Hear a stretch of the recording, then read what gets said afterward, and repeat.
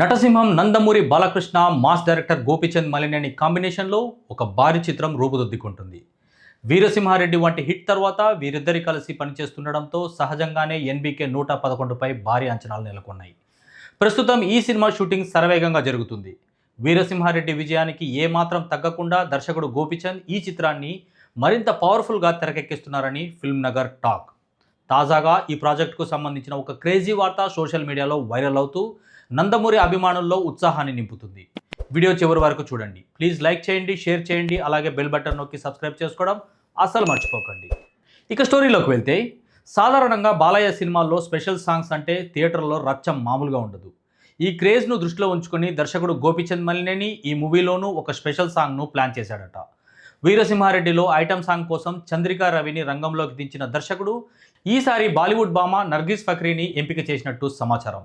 Rock star, Housefull 5 వంటి చిత్రాలతో బాలీవుడ్లో తనకంటూ ఒక గుర్తింపు తెచ్చుకున్న ఈ బ్యూటీ ఇప్పుడు బాలయ్యతో కలిసి మాస్ స్టెప్పులు వేసేందుకు సిద్ధమైంది.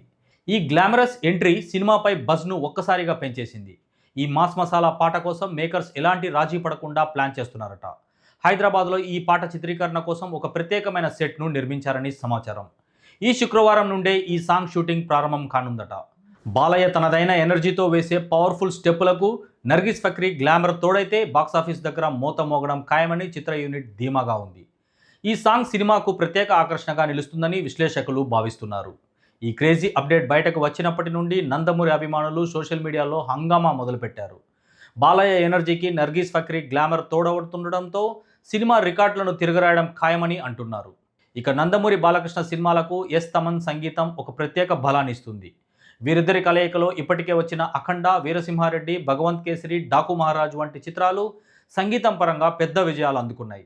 ఇప్పుడు రాబోతున్న ఎన్బీకే 111కు కూడా తమన్ అదిరిపోయే ట్యూన్స్ సిద్ధం చేసినట్లు తెలుస్తుంది. ముఖ్యంగా స్పెషల్ సాంగ్స్లో తమన్ ఇచ్చే బీట్స్ థియేటర్లలో హోరెత్తించడం చాలామందికి తెలిసిన విషయమే. ఈ పాటలో కూడా ఆయన మ్యూజిక్ నెక్స్ట్ లెవెల్లో ఉంటుందని సమాచారం. మరి బాలయ్య ఈ సినిమాతో ఎలాంటి రికార్డులు రీక్రియేట్ చేస్తారో చూడాలంటే మరికొన్ని రోజులు ఎదురు చూడక తప్పదు. బాలయ్య మాస్ స్టెప్పులు, నర్గిస్ ఫక్రీ గ్లామర్ కలిస్తే ఈ పాట థియేటర్లలో అభిమానులకు పూనకాలు తెప్పించడం ఖాయమైన టాక్ వినిపిస్తుంది. ముఖ్యంగా బాలకృష్ణ సినిమాల్లో స్పెషల్ సాంగ్స్కు ఎప్పుడూ ఒక ప్రత్యేకమైన క్రేజ్ ఉండడంతో ఆ పాటపై కూడా భారీ అంచనాలు ఏర్పడ్డాయి. దర్శకుడు గోపీచంద్ మలినేని గతంలో వీరసింహారెడ్డిలో కూడా ప్రత్యేక పాటను గ్రాండ్గా తెరకెక్కించి ఆకట్టుకున్నారు.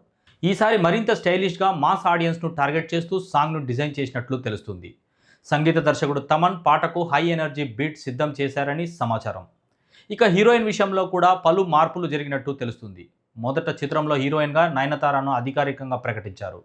ఆమె పుట్టినరోజు సందర్భంగా విడుదల చేసిన పోస్టర్కు మంచి స్పందన కూడా వచ్చింది. అయితే డేట్ సమస్యలు, రెమ్యునరేషన్, ప్రమోషన్స్కు సంబంధించిన కొన్ని అంశాల కారణంగా ఆమె ఈ ప్రాజెక్ట్ నుంచి తప్పుకున్నారు.